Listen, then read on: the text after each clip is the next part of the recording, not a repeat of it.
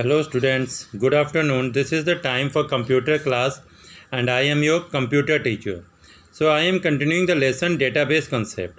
But before continuing to explain the further topics, some of the students from class 12 A1, B1 and C1 requested me to solve the problems of output before the beginning of every videos. So according to them, today I have given you the two programs and I have asked you to find the output. If you have found the output, then it is very good, and for those students who haven't understood the program or they do not know how to find the output, I am going to explain them in these videos. So this is the question of which you have to find the output. This is the first question and this is the second question. You have to find the output of both the questions. We begin with first question. In first question, we have a function named definition add. In second part, we have a function named definition product. In third, it is the function is called over here. The fourth product function is called over here. And fifth, the values of a and b are printed over here. So let's see how the execution of the program begins. सबसे पहले जो flow of instruction होगा वो यहाँ से start होगा. सबसे पहले इस फंक्शन के पास आएगा और जैसे यहाँ पे आएगा इसको देखेगा ऐड नाम का फंक्शन है, X Y Z local variable है, कॉलन. उसके बाद जो कंट्रोल है वो ट्रांसफ़र हो जाएगा नेक्स्ट फंक्शन के पास. नेक्स्ट फंक्शन आपका प्रोडक्ट है. प्रोडक्ट में 3 वेरिएबल है एक्स वाई जेड. उसके बाद कंट्रोल जो है अगर कोई अगला फंक्शन होता तो उसके पास ट्रांसफ़र हो जाता है, लेकिन क्योंकि अगला फंक्शन नहीं है तो फिर उसके बाद कंट्रोल सीधा इस यहाँ पे इस जगह पे कंट्रोल ट्रांसफ़र हो जाएगा. अब यहाँ पे असाइनमेंट ऑपरेटर मिल रहा है तो इसीलिए सबसे पहले जब भी कभी असाइनमेंट ऑपरेटर मिलता है तो कंट्रोल सीधा उसके राइट साइड में जाता है. तो राइट में ऐड लिखा हुआ है और ये ब्रैकेट है, यानी यहाँ से कंट्रोल सीधा ऐड नाम के फंक्शन के पास जाएगा. और जो वैल्यू है 6 ये एक्स में ट्रांसफ़र हो जाएगी. जो वैल्यू 16 है ये वाई में ट्रांसफ़र हो जाएगा और जो वैल्यू 26 है ये आपका जेड में ट्रांसफ़र हो जाएगा. फिर नीचे आएगा, यहाँ पे प्रिंट स्टेटमेंट लिखा है, प्रिंट कमांड दिया गया है और प्रिंट में हमें क्या करना है, X plus Y plus Z. तो एक्स की वैल्यू 6 है, वाई की वैल्यू 16 है, 16 प्लस 6 22 और प्लस जेड की वैल्यू 26 है, 22 प्लस 26 48, यानी प्रिंट 48, यानी पहला आउटपुट जो होगा आपका वो 48 प्रिंट हो जाएगा. अब इसके बाद कंट्रोल वापस यहाँ पे ट्रांसफ़र होगा. अब यहाँ पे लिखा हुआ a इज़ इक्वल टू, तो क्योंकि यहाँ पे कोई भी रिटर्न स्टेटमेंट नहीं लिखा हुआ है इसीलिए कोई भी वैल्यू आके a में स्टोर नहीं होगी. अगर रिटर्न लिखा होता तो जो भी वैल्यू होती वो आके आपके a में स्टोर हो गई होती, लेकिन क्योंकि कोई भी रिटर्न स्टेटमेंट नहीं लिखा हुआ है इसीलिए a में सिर्फ नन आएगा, NONE. जब a में कोई भी वैल्यू स्टोर नहीं आती, कोई भी वैल्यू रिटर्न होके नहीं आती तो वहाँ पे नन आता है. नन एक आपका लिटरल्स होता है, ये आपने 11th में पढ़ा होगा. बूलियन लिटरल के बाद नन लिटरल आता है. तो नन लिटरल ये इंडिकेट करता है it does not have any information और it does not have any value.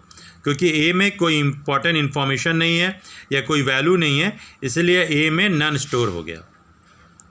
अब इसके बाद कंट्रोल ट्रांसफ़र होता है नेक्स्ट लाइन पे. यहाँ पे फिर आपको असाइनमेंट ऑपरेटर मिलता है. जैसे असाइनमेंट ऑपरेटर मिलता है आप फिर इसके राइट में जाते हैं. प्रोडक्ट PROD नाम का फंक्शन है, यानी कंट्रोल यहाँ से यहाँ पे ट्रांसफ़र होगा. अब यहाँ पे आया 2, यानी 2x में ट्रांसफ़र हो जाएगा.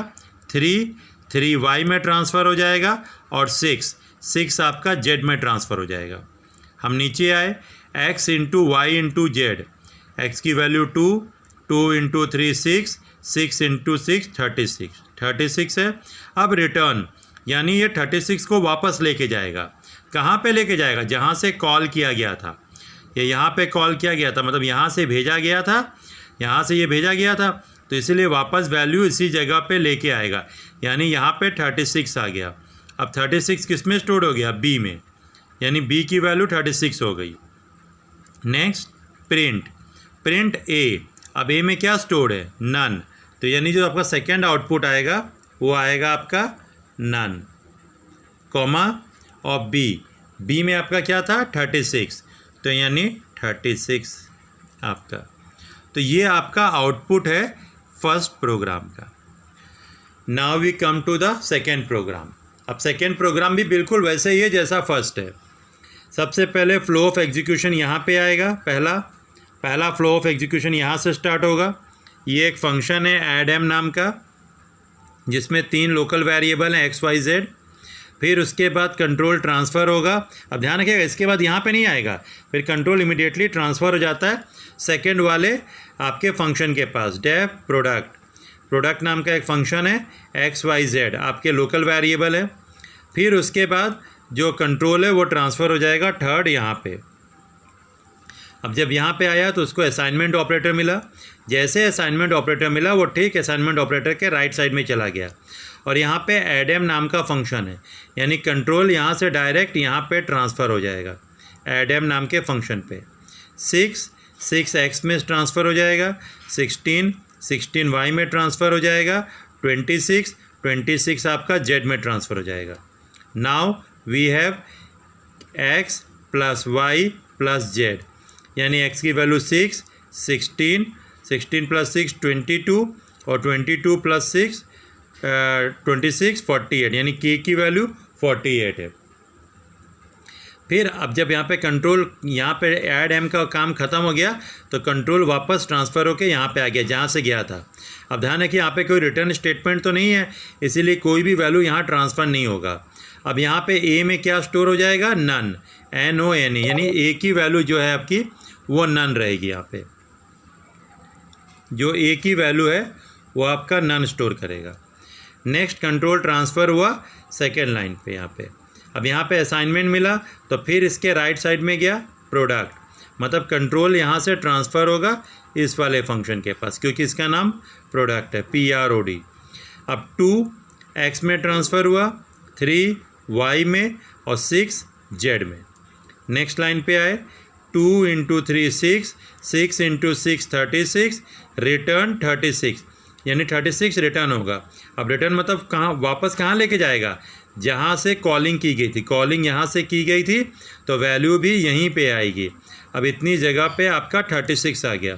36 किस में स्टोर हुआ, बी में। अब प्रिंट ए, तो ए में क्या है, नन, यानी नन प्रिंट हो गया, कॉमा बी की वैल्यू 36 है, 36 प्रिंट हो गया। This is the simple way to find the output of the programs. ये 2 मैंने आपको आउटपुट निकाल के सिखाए, कैसे आउटपुट निकाला जाता है सिंपल तरीके से फंक्शन के थ्रू। और यहाँ पे मैंने आपको फ्लो ऑफ एग्जीक्यूशंस भी बताया कि कैसे फ्लो ऑफ एग्जीक्यूशंस किया जाता है जब भी आउटपुट निकाला जाता है। आई होप ये चीज़ें आपको समझ में आ गई होंगी, और अगर इसमें कोई डाउट है, कोई प्रॉब्लम आ रही हैं, तो आप मुझसे व्हाट्सएप में इसको पूछ सकते हैं मैसेज देके। लेकिन आप भी इसको घर में ट्राई करते रहिए। इसी प्रोग्राम्स को आप एक बार समझ लिए हैं, अब घर में फिर से अपने से ट्राई कीजिए इसी को लिख के, और जैसे जैसे मैंने कंट्रोल ट्रांसफ़र किया है वैसे वैसे आप भी कंट्रोल ट्रांसफ़र करके इसका आउटपुट निकालने की कोशिश कीजिए। कोई डाउट आता है, कोई प्रॉब्लम आते हैं, कहीं आप फंस जाते हैं, तो आप फिर मुझे जब भी आपको मैं वीडियो भेजता हूँ उसके नीचे आप अपना जो भी क्वेरीज़ हैं वो सेंड कर सकते हैं। लेकिन प्लीज़ जब भी आप सेंड किया कीजिए कोई भी क्वेरी या कोई भी आंसर, तो अपना नाम ज़रूर लिख दिया कीजिए उसके नीचे। So now we are coming to the topic database concept. So database concept में हम लोग जो टॉपिक डिस्कस कर रहे थे वो थे लास्ट में टपल्स। सो टपल्स क्या होते हैं, the rows of a relation are known as tuples.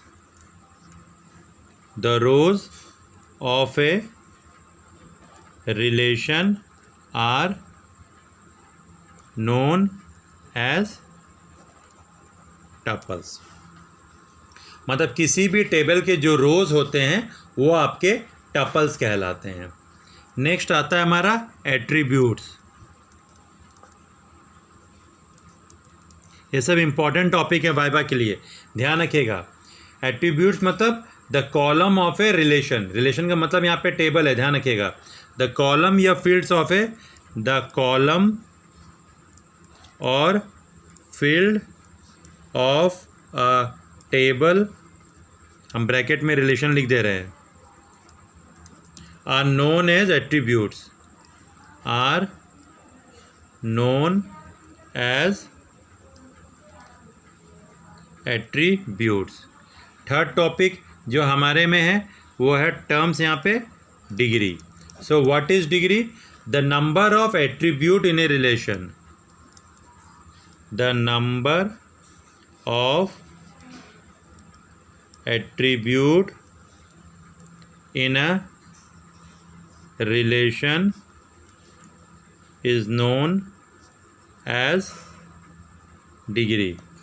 Number 4, cardinality. Cardinality means the number of rows in a relation, the number of rows in a relation is known as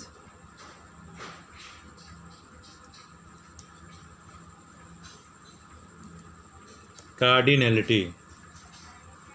So suppose अब इसके ऊपर समझ लेते हैं tuples मतलब क्या। जो रोज़ होते हैं एक रिलेशंस के उसे टपल्स कहा जाता है। एट्रीब्यूट्स मतलब जो कॉलम या जो फील्ड होते हैं उन्हें एट्रीब्यूट्स कहा जाता है।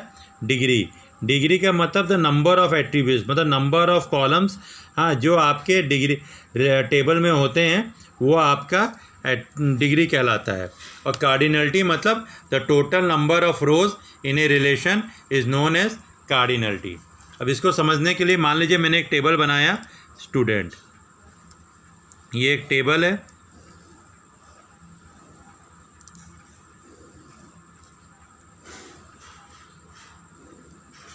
ये मैंने 3 रो बनाए हैं, ये 4 रो हो गए।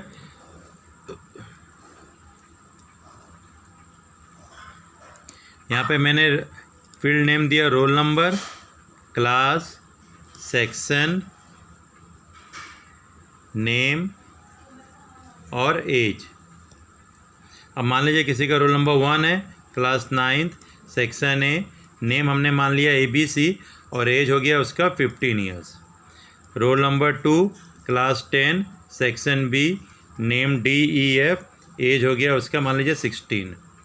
रोल नंबर 3, क्लास फिर 9, सेक्शन C, EFG और उसका रोल एज हो गया 14 ईयर्स।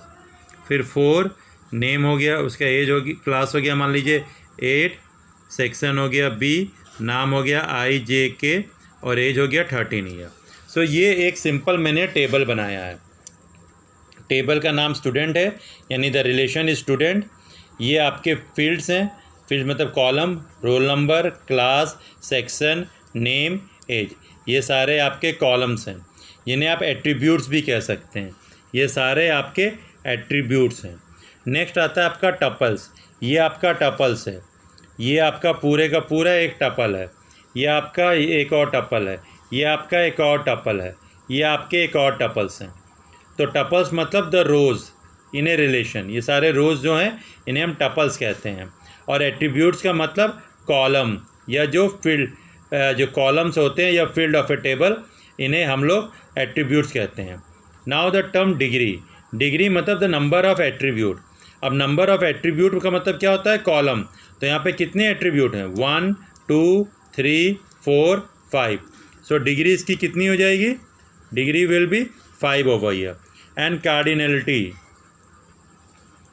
कार्डिनलिटी कितनी हो जाएगी इसकी? 1 2 3 4, 4 इसकी कार्डिनलिटी है। So this is about the relationship, the tuples, the attribute, the degree and the column. I hope ये आपको समझ में आया होगा, क्योंकि एग्जामिनर आपको इसी टाइप से टेबल लिखा रहता है और आपसे पूछता है अच्छा बताइए इसका रिलेशन का नाम क्या है, या इसमें कितने टपल्स हैं, कितने इसमें टपल्स कौन सा है। एट्रीब्यूट कौन सा है, इसकी डिग्री कितनी है, कार्डिनलिटी कितनी है। इसी टाइप से एग्जामिनर वाइवा में आपसे ये सारे क्वेश्चंस पूछते हैं। Thank you about this.